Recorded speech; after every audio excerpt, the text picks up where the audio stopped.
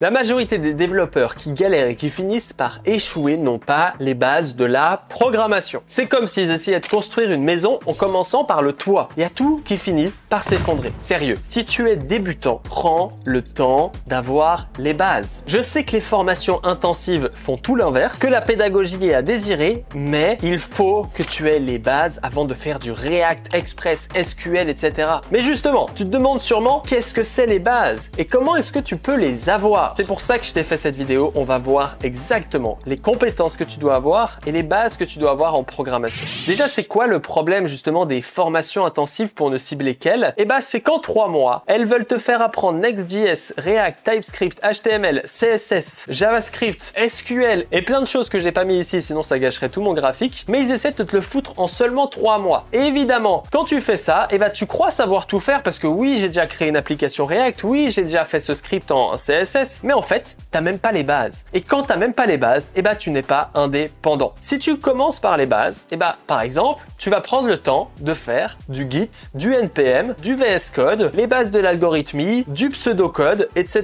etc. Et donc là, tu prépares le terrain. Quand tu construis une maison, tu sais, c'est quand tu lisses le terrain pour que tout soit joli. Et ensuite, tu vas voir les bases de JavaScript, mais des bases solides, des bases d'algorithmie solides. Tu vas comprendre comment fonctionne JavaScript dans les détails. Et donc là, c'est quand tu fais les fondations de ta maison, tu vas mettre les murs, tu vas mettre le sol en béton et tu vas faire en sorte que ta maison, elle soit solide. Et uniquement après ça, donc après ces 2 étapes qui prennent la majorité du temps, une fois que tu as ces 2 étapes, eh ben, tu peux ajouter n'importe quoi à ta maison. Un toit, une fenêtre, un garage, des meubles, des tapis, tout ce que tu veux, tu vas pouvoir l'ajouter. Et là, c'est logique. En fait, une fois que tu as les bases fondamentales, c'est-à-dire Git, NPM, VS Code et des bases de JavaScript solides, venir rajouter des fournitures, React, Fastify, Three.js, il n'y a aucun souci parce que tout est déjà bien solide et surtout, cette maison, elle va durer dans le temps. Maintenant, ce qu'on fait un peu dans les formations intensives et quand t'as pas les bases, c'est OK, j'ai vu git commit-m, c'est pour commit, oh, c'est bon, on passe à la suite. Donc déjà, t'as un terrain qui est un peu boueux, qui est un peu bancal, il est pas du tout droit, bon, ça commence mal. Et ensuite, bon, tu mets qu'un seul mur parce que t'as un peu la flemme. Je sais pas ce que c'est une ashowf ou une callback function, mais bon, j'ai déjà fait var, let et const. Écoute, on peut passer à la suite, ça m'a l'air d'être bon. Donc t'as rien compris, t'as juste à peine ajouté un premier mur de fondation, mais bon, tu passes à la suite et là t'essaies d'ajouter React, Next.js, Fastify et SQL. Donc là, autant te dire que bah, ta maison, elle s'écroule, tout s'écroule et évidemment, t'essaies de construire un truc sans aucune fondation. Et c'est ça qui se passe très souvent. Mais alors, qu'est-ce que c'est ces fameuses bases? Qu'est-ce que c'est ces bases de programmation solides? Et bah, c'est ce que j'ai envie de te parler ici. Donc la première étape, la fondation du terrain, c'est les outils NPM, Git, Bash, VS Code et même tout simplement utiliser ton OS. Il y a des développeurs que je vois qui pour faire copier, coller, ils font clic droit, ils vont sur copier, clic droit, ils vont sur coller. Et évidemment, avant de faire du JavaScript, apprends à utiliser ton ordinateur, apprends à utiliser Git,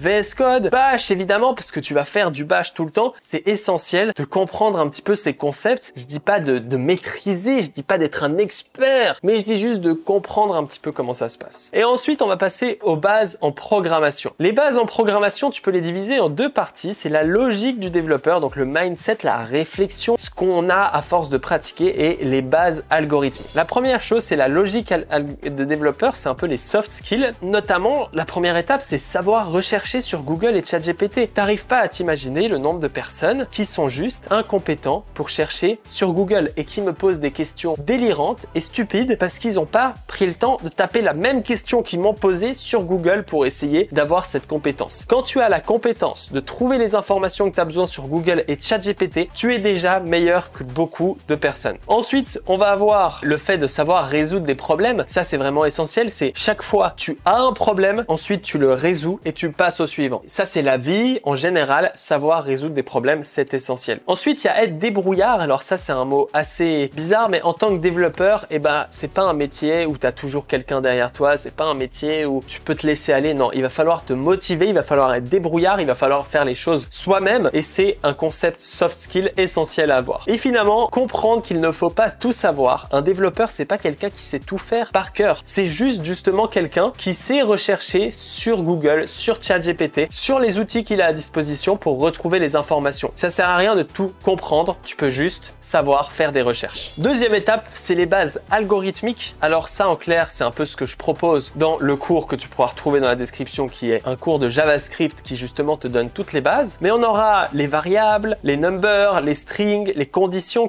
avancées, opérateurs avancés, expression vs statement, nul et undefined. Ensuite, il va falloir maîtriser vraiment les fonctions. Il y a des personnes, ils font du React avant même de savoir ce que c'est une fonction, avant même de savoir ce que c'est une closure, parce qu'en fait en React, tu fais que des closures, etc., etc. Donc il va falloir comprendre les fonctions, à quoi ça sert, le return, la syntaxe, les href, les closures, etc. Ensuite, on va voir les bases de l'algorithmie avec les tableaux, les objets, les boucles, déclaratif vs impératif, la gestion des erreurs, les méthodes des tableaux, etc. Aussi, un élément important que j'ai pas mis dans les titres, mais c'est le concept de référence. S'il te plaît, apprends ce que c'est une référence, comment ça fonctionne, à quoi ça sert. C'est juste essentiel et encore une fois, il y a des gens qui font du Next.js avant de savoir ça. C'est assez affreux. Ensuite, il va y avoir l'algorithmie un peu avancée avec les classes, l'orienté objet, les objets built-in, le concept de garbage collector, etc. Alors ça, c'est assez avancé, c'est pas forcément essentiel, mais ça te fait passer au niveau supérieur et c'est assez important. Et finalement, l'asynchrone avec le manière de faire du asynchrone comme les callbacks, les promises, l'async await, l'objet promise, le fetch de données, etc., etc. Avec ces bases, une fois que tu as ces bases, et la première étape, je dis bien que c'est d'avoir ces bases, et bah React, devine quoi? Ça devient facile. Next.js, ça devient facile. TypeScript, c'est ultra simple quand tu as les bases. Mais pour avoir ces bases, eh ben, il va falloir bosser, il va falloir pratiquer et il va falloir arrêter de vouloir passer directement sur du React, du Next.js ou faire n'importe quoi avant d'avoir des bases solides. Moi, si tu as envie d'avoir les bases, évidemment, j'ai quand même fait un truc pour toi, pour prendre de l'avance sur tous les autres devs, eh ben, tu peux rejoindre les plus de 3736 devs qui ont rejoint mon cours Begin JavaScript qui est dans la description, totalement gratuit, que tu vas pouvoir suivre, qui propose énormément de pratiques et qui va justement te donner ce mindset de développeur, qui va justement te faire pratiquer, te faire rentrer dans mon esprit pour venir comprendre qu'est-ce que c'est un développeur dans les plus soft skills et les plus hard skills possibles. Je te souhaite vraiment d'avoir ces bases et j'espère vraiment d'avoir répondu à cette question de qu'est-ce que c'est avoir les bases. Et un truc magique, c'est une fois que tu as les bases, Ruby, Python, la 3D, tout ce que tu veux, et ben en fait ça devient tellement facile. Et depuis que j'ai les bases, et ben je peux apprendre n'importe quelle technologie en moins d'une seule journée. Je suis impatient de voir ce que tu vas faire avec tout ça. N'hésite pas à mettre ton meilleur commentaire pour me dire si je suis qu'un sale